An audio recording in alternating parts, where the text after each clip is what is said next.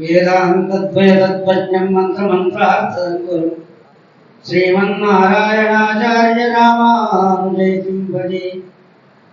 వేదాంతద్వయతత్వబోధనజనం వేదార్థ విజ్ఞానినం న్యాయ వ్యాకరణాది శాస్త్ర నిపుణం సాహిత్యపాధోనిధిం శ్రీవత్సాన్వయకారణాయకమణిం శ్రీతాతయాదయాత్మజం శ్రీవేగం రఘునాథదేశికవరం సర్వార్థదం భక్తితః. వేదిక మీద వేంచేసి ఉన్నటువంటి విద్వత్ గోష్ఠి మండలిని సాష్టాంగ ప్రణమిల్లుతూ సేవిస్తూ, ప్రియ భగవద్బంధువుల మా చెడుగొప్పజేట స్వామి గారు వెనకాల ఉన్నారో చూసుకుంటూ మాట్లాడాల్సి వస్తుంది. ఒక రెండు విషయాలు స్వామివారి వైభవాన్ని గురించి తెలియజేస్తూ ఊహిస్తారు. సాధారణంగా ఏ సంప్రదాయంలో వారైనప్పటికీ కూడా ఆ సంప్రదాయానికి సంబంధించినటువంటి కొన్ని అంశాలను ఇతరమైనటువంటి సంప్రదాయాల నుంచి స్వీకరించినప్పుడు ఆమూలాగ్రం కాకుండా ఎక్కడో ఆ సబ్జెక్ట్కి ఆ విషయానికి సంబంధించినంత వరకు మాత్రమే తీసుకోవడం అనేటటువంటిది మనం సాధారణంగా చూస్తుంటాం. వారి గ్రంథాల్లో కానీ వారి యొక్క ఉపన్యాసాల్లో కానీ వాటిలో కానీ చూస్తుంటాం. కానీ మా స్వామివారి యొక్క విశేషం ఏంటంటే, అప్పుడు నాకు 12 సంవత్సరాలు. వారి సన్నిధిలో నేను విద్యార్థిని, అక్కడ వైద్య కళాశాలలో నాన్నగారు స్థాపించినటువంటి స్థానం. అక్కడికి వారికి సన్నిహితంగా ఉండేటటువంటి చిరంజీవిరావు గారు అని చెప్పేసి ఒక లాయర్ ఉండేవాడు. ఆయన అద్వైతి లాయర్గా వారికి వీరికి ఉండేటటువంటి సన్నిహితమైనటువంటి సంబంధాన్ని బట్టి వారు మీ దగ్గరికి వచ్చేసి మాట్లాడారు. ఏం లేదు స్వామి, మీ దగ్గర మేము శంకర భాష్యాన్ని సేవిద్దాం అనుకుంటున్నాం అనగానే స్వామివారు అన్నారు, అదేమిటి నేను విశిష్టాద్వైతిని, నా దగ్గర మీరు శంకర భాష్యం సేవించడం ఏంటి కనుక అది సముచితంగా ఉండదు. సుబ్రహ్మ శాస్త్రి గారు ఉన్నారు కదా, వారి దగ్గర సేవించండి అన్నారు. కాదు మీ దగ్గరనే అన్నారు.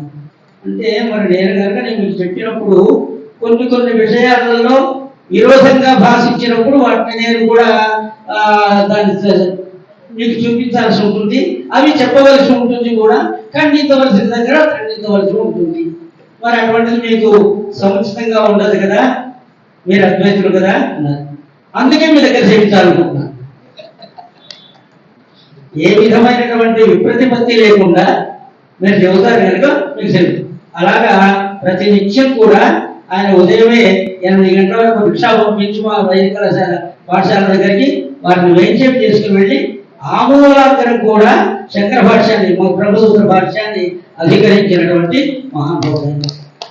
అది స్వామివారిలో ఉండేటటువంటి విషయం. కేవలం ఉపయుక్తములైనటువంటి మాత్రమే స్వీకరించి అక్కడి వరకే సమన్వయం చేస్తూ చెప్పడం కాకుండా ఆ శంకర భాష్యంలో ఉండేటటువంటి మూలాలను కూడా తాము తడిగి అందులో కూడా ఏమైనా కనుక విపరీతకరమైనటువంటి ఉన్నట్లయితే వాటిని చెప్పడం అనేటటువంటి మా స్వామి వారి యొక్క ఇంకొక చిన్న విషయం చెప్పి ముగిస్తారు. అది కూడా ఇలాంటిదే. స్వామివారు 21 రోజుల పాటు ఒక దగ్గర రామాయణ ఉపన్యాసంలో ప్రారంభించారు. వారు ఎవరు వచ్చేసి ప్రార్థిస్తే సరే అని వెళ్ళారు. ఆ గోష్ఠికి ఒక అద్వైత యోగీశ్వరుడు అధ్యక్షుడుగా ఉన్నాడు.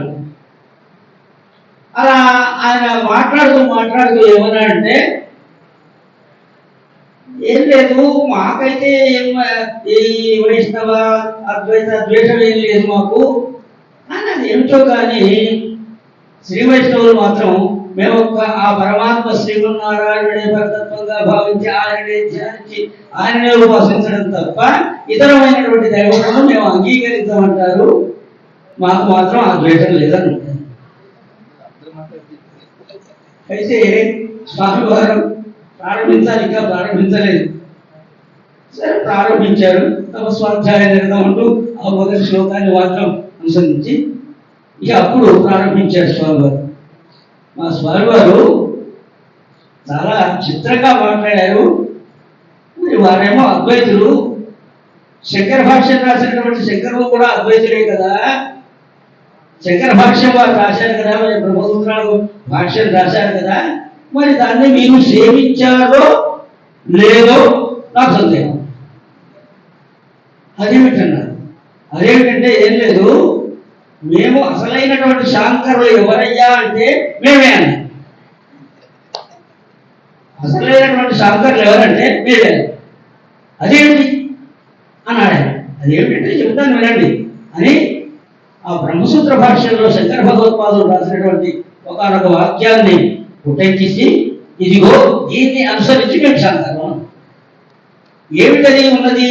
మీరు ఇప్పుడు ఏమన్నాడు ముందర మాట్లాడుతేనా అంటే, మేము ఒక విష్ణువు లేదా ఎవరిని పూజించం అని అంటారు వీళ్ళు, కానీ మేము మాత్రం అలా కాదు అని అన్నాడు కదా. ఇదిగో ఏకేశ్వరోపాసనను గురించి చెప్పినటువంటి వాక్యాలు ఇవి. అవి శంకర భగవత్పాదులు ఉటంకించినటువంటి వాక్యాలు, మేము రాసుకున్నటువంటివి కావు. కనుక మేము ఎవరమయ్యా అంటే అసలైన శాంకరం మేమే సభంగా గొల్లు. అలాగా దీని మీద దాని మీద విపరీతంగా. అందులో ఇంకోటి కూడా అండి, మా స్వామివారి సన్నిహితులైనటువంటి వాళ్ళందరూ కూడా వాళ్ళేనండి. శంకర శాస్త్రి గారిని, మల్లికార్జున శాస్త్రి గారిని వారి ఇళ్లలో పోయి కూర్చుని మధ్యాహ్నం పూట పాఠశాలకు వెళ్ళి కూర్చుని అక్కడ గంటల తరబడి ముసలించుకుంటుండేవారు. అలాంటి స్వామివారి సన్నిధిలో దాసుడు శిష్యుని చేసి ఏదో ఈ మాత్రం ఇక్కడ కూర్చునే యోగ్యతను, మామూలు యోగ్యతను సంపాదించుకున్నటువంటి నేను సంజోడని చెబుతూ, ఇంకొక విషయం కూడా ఏంటంటే దాసుడికి ఇంకొక భాగ్యం కూడా కలిగింది. చెప్పేటటువంటి భాగ్యం కూడా మాకే కలిగిందండి. వాటితోటి చెప్ప తిన్నటువంటి భాగ్యం కూడా మాకే కలిగింది. అలాంటి స్వామివారి యొక్క సన్నిధిలో మా షడగోపాధ్యాయ స్వామి వారు కూడా గీతాభవన్లో శ్రీభాష్య ప్రవచనాలు జరుగుతున్నప్పుడు అప్పుడే వాటిని కూడా ఎక్కువగా నేను సన్నిహితంగా సేవించిన అంతకుముందు పరిచయం ఉన్నా. ఒక్క మాట చెప్పదలుచుకున్నాను, ఇంకో మాట చెప్పడానికి అనుకుంటున్నారు.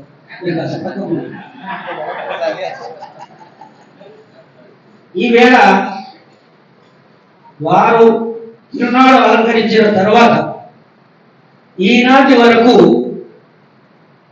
వారు సంస్థాపించినటువంటి, అంటే మన చిన్నజీయ స్వామి వారి శ్రీముఖత స్థాపింపబడినటువంటి సత్సంప్రదాయ పరిరక్షణ సభ అనేటువంటి దానికి ఆధ్యక్ష్యం వహించి వారు నడిపించినటువంటి సంస్థ ఈనాడు ఈ రూపంగా అద్భుతమైనటువంటి విధంగా ఇంత పండిత ప్రకాండులందరినీ కూడా, పండిత గోర్చినంతటినీ కూడా అందరిలో వెల్లడిగా స్ఫురింప చేస్తూ వారిని చూపిస్తూ, మన యొక్క శాస్త్రం ఇది, మన యొక్క సంప్రదాయం ఇది, మన యొక్క ఇది అని అందరికీ కూడా చూపించేటటువంటి విధంగా ఇది జిఎన్ స్వామి వారి యొక్క మాట. రఘునాథాచార్య స్వామి వారితో సంప్రదాయ సభ స్థాపించినప్పుడు, అయ్యా మనము వారెవరో పిల్లకుండా రావడాని చెప్పేసి దాన్ని అనడం కాదు, అది ఎవరో చూసేవాళ్ళు చూస్తారు, చూడడానికి వాళ్ళు కూడరు, కానీ మన సంప్రదాయం ఏంటో 10 మందికి తెలియజేయాల్సినటువంటి అవసరం మనకు ఉందా లేదా, అది మనం తెలియజేసుకుంటే ఇవన్నీ కూడా ఆటోమేటిక్గా పక్కకు పోతాయి అని చెప్పి ఆ రోజున వారు ప్రారంభించినటువంటి సత్సంప్రదాయ పర్యటన సభ ఈనాడు ఈ విధంగా నడుస్తున్నదంటే సాధారణంగా లోకంలో మనం చూస్తున్నాం. ఎవరైనా ఏదైనా ఒక సంస్థలు కానీ మరొకటి స్థాపించినప్పుడు మొదట్లో కాస్త బ్రహ్మాండంగా జరుగుతుంది, ఆ తర్వాత చెప్పాలి. కానీ అలా కాకుండా ఈనాటి వరకు కూడా ఈ విధంగా జరుగుతున్నదంటే, ఎవరు నన్ను మన్నించినా మన్నించకపోయినా, నన్ను దెబ్బలు కొట్టినా సరే, లేదా ఇలా మాట్లాడతారంటే మీరు అన్నా సరే, ఈనాటి వరకు దానికి వెన్నెముకగా ఉండి నడిపిస్తున్నటువంటి మహానుభావుడు మా సోదరుడు శ్రీ ఉసరాజు. నన్ను దాంట్లో ఉపాధ్యక్షుడిగా పెట్టాడు. ఎందుకయ్యా నేను రావడం లేదు కదా, ఎందుకంటే మీరు ఉండాలి అంటారు. అంటే రావడం లేదు కదా, మీరు రాకపోయినా పర్వాలేదంట. అలా ఒక వాత్సల్యపూరితమైనటువంటి ఆదర భావం కలిగినటువంటి వాడు ప్రతి ఒక్కటి నాకు చెబుతాడు.